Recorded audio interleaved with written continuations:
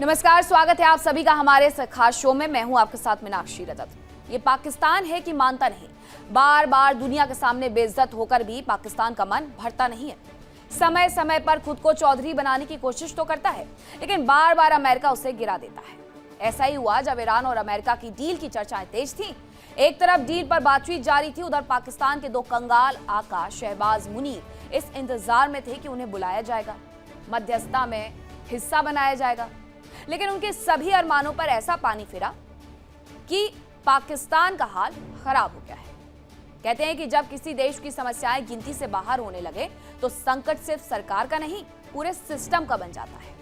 और ये कहानी है पाकिस्तान की, उस पाकिस्तान की जो आज आर्थिक बदहाली, राजनीतिक अस्थिरता और प्रशासनिक चुनौतियों से जूझता नजर आ रहा है। महंगाई से लेकर के बेरोजगारी की तबाही ने पाकिस्तान की जनता को तबाह कर दिया है।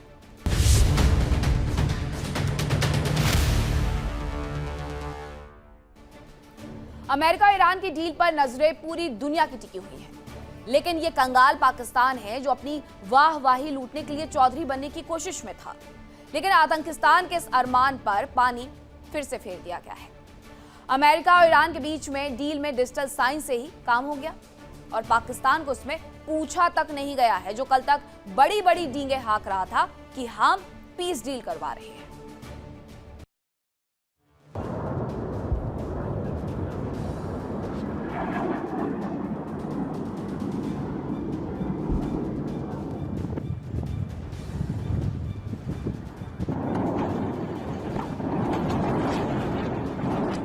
अमेरिका और ईरान के बीच तनाव पर पूरी दुनिया की नजरें टिकी हुई थी।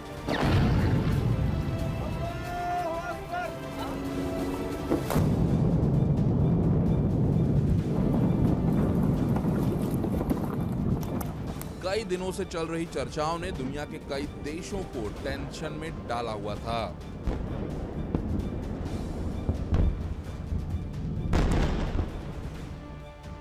लेकिन पाकिस्तान कुछ और ही सोचकर बैठा हुआ था। पाकिस्तान को उम्मीद थी कि जेनेवा में होने वाली अमेरिका और ईरान की बैठक में उसे चौधरी बनने का मौका मिल जाएगा। अमेरिका और ईरान के बीच एक कथित समझौते को लेकर अंतर्राष्ट्रीय स्तर पर हलचल तेज हो गई है।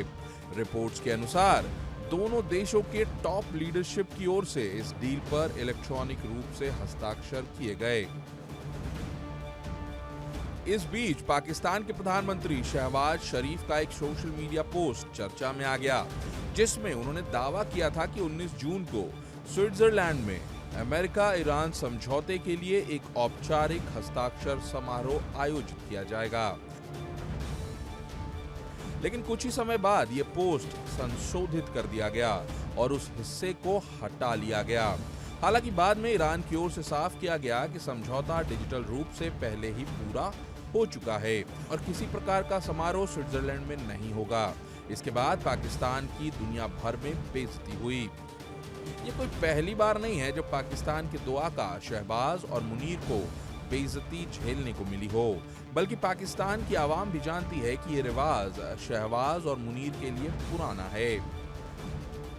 अमेरिका के लिए सब कुछ करने को तैयार शहबाज और मुनीर की जोड़ी यहां भी फेल हो गई और ट्रंप ने डील करने के दौरान पूछा तक नहीं। पाकिस्तान की आवाम कह रही है कि अमेरिका के लिए शहबाज मुनीर पहले से ही अपने देश को गड्ढे में डाल रहे हैं। पाकिस्तान के लोगों की ना तो देश में इज्जत है, ना ही विदेशों में।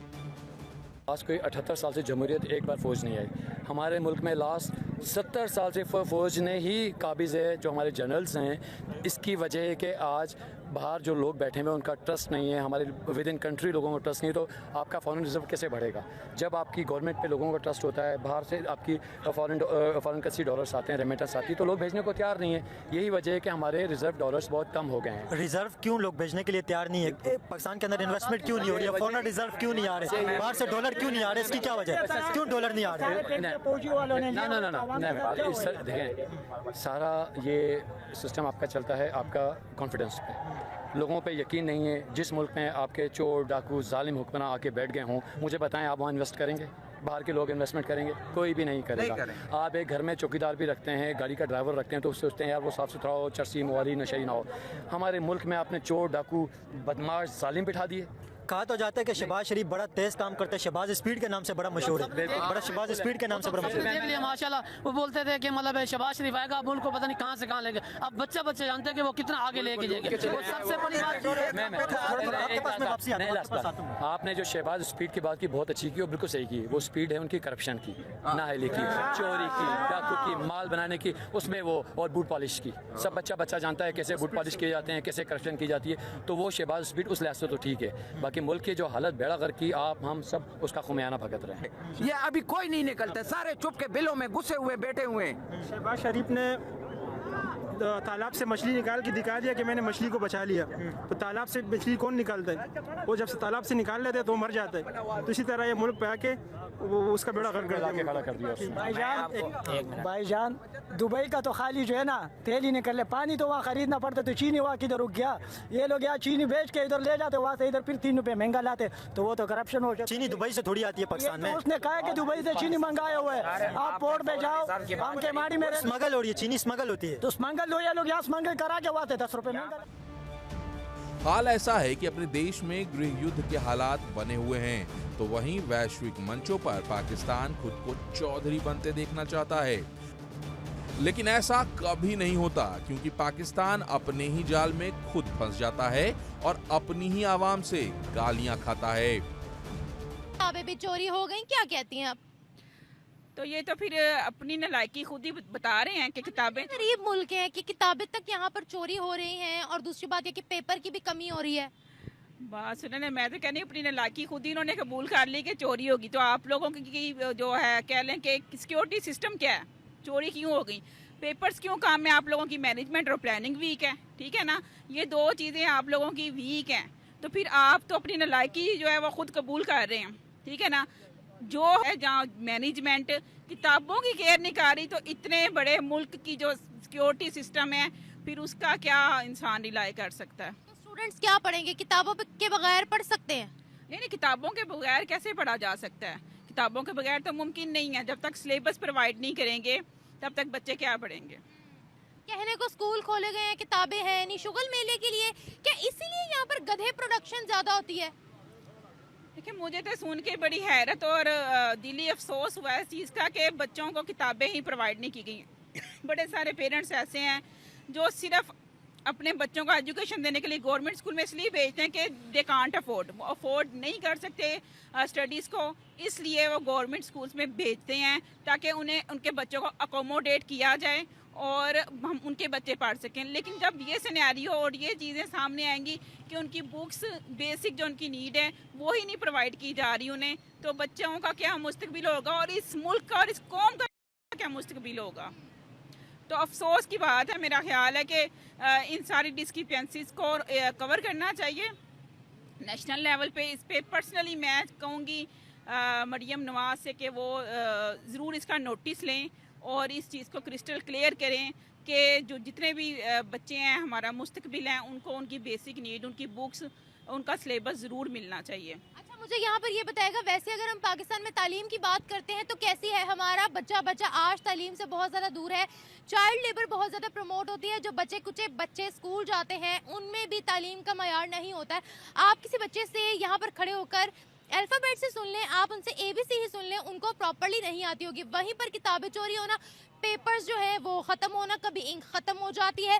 क्या कहते हैं आप, तालीम से हम पाकिस्तानी कितना दूर है? क्या हमें दुनिया से ही जाहिल बोलती है? देखें, सबसे पहले जो पाकिस्तान में तालीम का जो निज़ाम में तालीम है ना, वो डबल स्टैंडर्ड है, ठीक है। गरीब के बच्चे की पढ़ाई कुछ और है, अमीर के बच्चे की कुछ और है, मिडिल क्लास की कुछ और है। अब वो चीज़ें, वो टेक्निक्स, ठीक है, वो टेक्निक्स जो एजुकेशन में मॉडर्न हो चुकी हुई हैं, वो आपके गवर्नमेंट लेवल पर नहीं।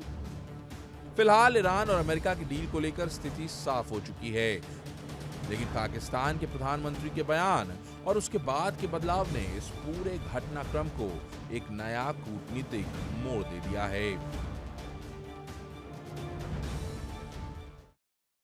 पाकिस्तान एक ऐसा नाम जिसका जिक्र होते ही मुसीबत, परेशानी, तबाही, भूखमरी, रोना, पीटना जैसे काले शब्द अपने आप जहन में घूमने लगते हैं।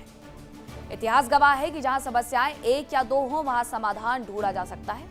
लेकिन जहां समस्याओं का पूरा मार हो, उस मुल्क का अंत कैसे होगा? जिन्ना का बनाया वो मुल्क सचमुच जहन्नुम में तब्दील हो चुका है। कभी आटे के लिए कत्लेआम, कभी सरकार की अनदेखी, तो कभी वहां की जालिम सेना का अत्याचार। बेचारी पाकिस्तानी जनता हर तरफ से पीटी जा रही है और अब जो कसर बची थी वो कुदरत के इस खौफनाक कहर ने पूरी कर दी है। पाकिस्तान के खैबर पख्तूनख्वा प्रांत में आसमानी आफत ने ऐसा कोहराम मचाया है कि हंसते खेलते परिवार मलबे के ढेर में तब्दील हो गए। आंधी तूफान, बारूदी बारिश ने अब तक 7 बेगुनाहों की जान ले ली है, जबकि लाखों लोगों का जीना मुहाल हो चुका है। कंगाल हो चुके पाकिस्तान पर टूटे कुदरत के इस सबसे बड़े कहर की ये थर्रा देने वाली रिपोर्ट देखिए।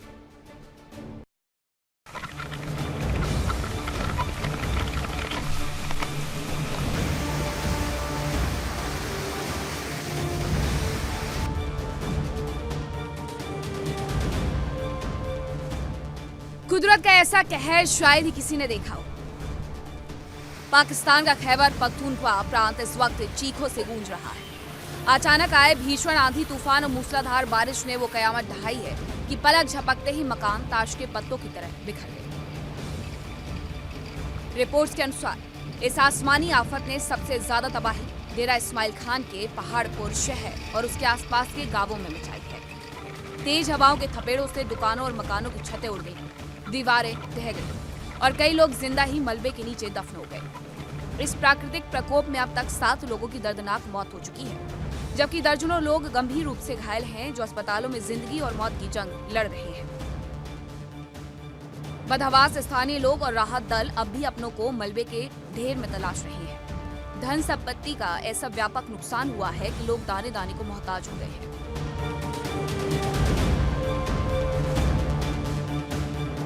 हमारी मदद करने के लिए यहीं पर कोई नहीं आया है। आज जितनी बारिशें हुई है, कितनी तूफान आई है, यहाँ मदद करने के लिए कोई नहीं आया। मेरा घर भी देखो बहुत बड़ी मुश्किल से है और कोई भी नहीं आया है। कोई सी मुश्किल है हमारी हालात है और हमको देखने तक भी नहीं आया है। अभी तक हमने जितना भी आज साथ के कोई नहीं आया। सरकार गवर्नमेंट जो भी है पाकिस्तान के वो हमारे को देखने के लिए भी नहीं आए। कोई गवर्नमेंट से हमारे कुछ नहीं दिया है, ना कुछ पूछने आया है। आज तुम पहली बार आए हो, जो हमारी हेल्प कर रहे हो, बहुत मेहरबानी है आपकी। ये देखें, ये झोपड़ी अंकल की और इस हालात के अंदर रह रहे। जब सारा बरसात आता है यहाँ का आता है, बड़ा सारा भीग जाता है, अंदर घर भी सारा भीग जाता है और हमारे ऊपर से कोई भी नहीं है जो हम ऊपर फेंक के जो हमारा कर ले। ये सारा हमारा घर डूब जाता है। इधर का पानी, वहीं का पानी, सारा बिल्कुल आप चेक कर सकता है। देखें, ये अभी बारिश जब आती है या अभी बारिशें किस शिद्दत से आई हैं, बारिशों की वजह से सैलाब आ गया, तूफान आ गया, तो यहाँ पे देखें पानी भी अभी तक वहाँ पे पानी खड़ा हुआ। हालांकि तो यहाँ पे नीचे अगर आप देखें तो ये चारपाइयाँ पड़ी हुई हैं। यहाँ पे किस तरह रात को सोएंगे। बरसात होती है, ये मेरा घर डूब जाता है। नहीं आती है, सारी रात नींद नहीं आती है। बरसात आती है, वो सारी हवा अंदर आती है, सारी बरसात अंदर आ जाती है, इतना पानी हो जाता है। फिर सारे कपड़े मपड़े सारे भीग जाते हैं। बड़ी मुश्किल से हम सामना करते हैं। कोई अभी किसी ने सपोर्ट किया लोगों को? कुछ नहीं दिया हमारे को, कुछ नहीं दिया, कुछ सपोर्ट नहीं आई है, कुछ देखने नहीं आए। भाई ये रुड़ गए हैं या बच गए। समस्या सिर्फ ये कुदरती आफत नहीं है, समस्या है पाकिस्तान के निकम्मे हुक्मरान। जब खैबर पख्तूनख्वा में लोग मलबे के नीचे दबे थे, तब इस्लामाबाद में बैठे हुक्मरान अपनी कुर्सियां बचाने के खेल में मसरूफ थे। पाकिस्तान की ये कोई पहली कहानी नहीं है। वहाँ की आवाम हर रोज एक नया जख्म सहती है। कभी वहाँ भुखमरी की ऐसी मार पड़ती है कि 2 वक्त की रोटी के लिए लोग एक दूसरे का गला काटने को तैयार हो जाते हैं। और नापाक में आज के लिए मेरे साथ इतना ही। कल फिर होगी मुलाकात कुछ नई खबरों के साथ। फिलहाल रुकने छोटे से ब्रेक के लिए कहीं मत जाइएगा। खबरों का सिलसिला लगातार जारी है। इंडिया डेली अब आपके स्मार्ट टीवी पर भी मौजूद है। इंडिया डेली 24/7 अब इन सभी प्लेटफॉर्म पर लाइव। देखिए इंडिया डेली 24/7 अब आपकी स्मार्ट टीवी पर। इंडिया डेली मौजूद है सभी डिजिटल प्लेटफॉर्म पर लाइव और लगातार। इंडिया डेली 24/7 हर दिन राष्ट्र को समर्पित।